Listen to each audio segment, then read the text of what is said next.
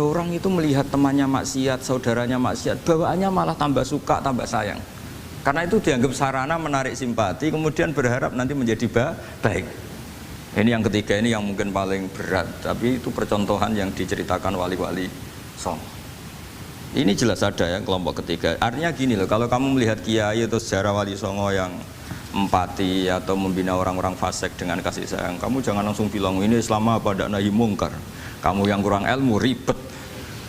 Ini jelas ada takbirnya. Mulai ini Imam Ghazali loh, Hujjatul Islam. Orang punya gelar Hujjatul Islam. Bukan dokter, bukan profesor, Hujjatul Islam. Sedunia lagi, bukan versi kampus tertentu. Sedunia, diakui sedunia. Ternyata mulai dulu ada orang yang pilihannya apa? Wa ilaman yang zuru ilaihi bi'ainir rahmah. Ada terusannya, wala yu'athirul muqata'ah wa taba'ud. Dan dia tidak ngambil sikap memutus hubungan dengan yang sedang maksiat. Jadi bawaannya malah yang zuru ilaihi bi'ainir rahmah dan tidak muqata'ah. Tapi tentu ya tidak muqata'ahnya karena niat bina ya, bukan koalisi. Bukan malah menikmati. Kayak tadi kalau ada yang ke masjid masih pakaiannya agak gimana, dibina itu untuk lebih baik. Jangan takut kehilangan tontonan. Itu yang paling masalah itu. Hadu nafsi kalau itu. Kayaknya saya enggak lah, saya kiai.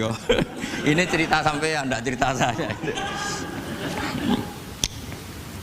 Ya, ini jelas nanti kalau yang punya kitab Ihya jelas ikut babnya Kitabu Adabil Ulfah wal Ukhuwah. Ya, jadi nanti yang kitab naskahnya beda. Itu di Ihya-nya ikut apa? Kitabu Adabil Ulfah wal Ukhuwah. Bab cara merasa empati, kasih sayang. Itu di situ saya pernah baca khatam dan mengajarkannya juga berkali-kali. Dan muasalah saya dengan ulama-ulama dulu yang sudah meninggal. Itu di situ Imam Ghazali kalau dalil itu gini, sampai begini ekstrimnya. Mungkin bagi orang awam tidak ekstrim, tapi bagi ulama itu ekstrim.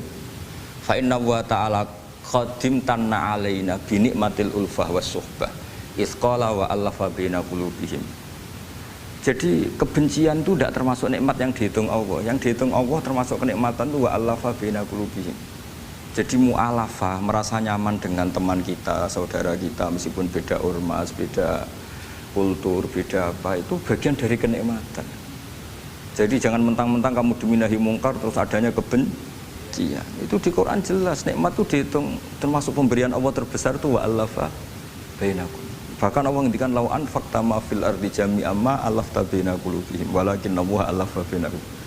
Rasulullah yang kesayangannya Allah saja dibayangkan Muhammad urusan cinta kasih, urusan kasih sayang, urusan saling mencintai. Andaikan kamu biayai, andaikan negara menggelontorkan APBN untuk rekonsiliasi nasional itu tidak bisa. Karena ini urusan hati. Kamu bisa tak kayak ide sak miliar seneng wong elek, enggak bisa. Atau ora usah dibiayai wong ayu. Itu kan susah sekali itu. Kamu bisa seneng orang yang enggak pernah berbuat baik sama Anda, enggak bisa. Tapi walakin Allah allafa. Kalau Allah sudah menghendaki itu semuanya bisa. Kita kadang mencintai orang yang enggak pernah berjasa sama kita. Kamu punya teman yang sering takdir kamu enggak pati cocok sama orang yang enggak pernah naktir kamu seneng. Kalau Allah sudah alqal mahabbah, siapa yang bisa mengendalikan kehendak Allah? Kamu punya teman mulai SMP, SMA tidak bisa senang, ketemu pertama di bis senang. Yang bisa ngatur itu siapa kalau enggak Allah? Meskipun cara kok itu witing trisno jalaran kulino. Tapi nak Allah menghendaki, pandangan pertama senang, pandangan 9 tahun bosan.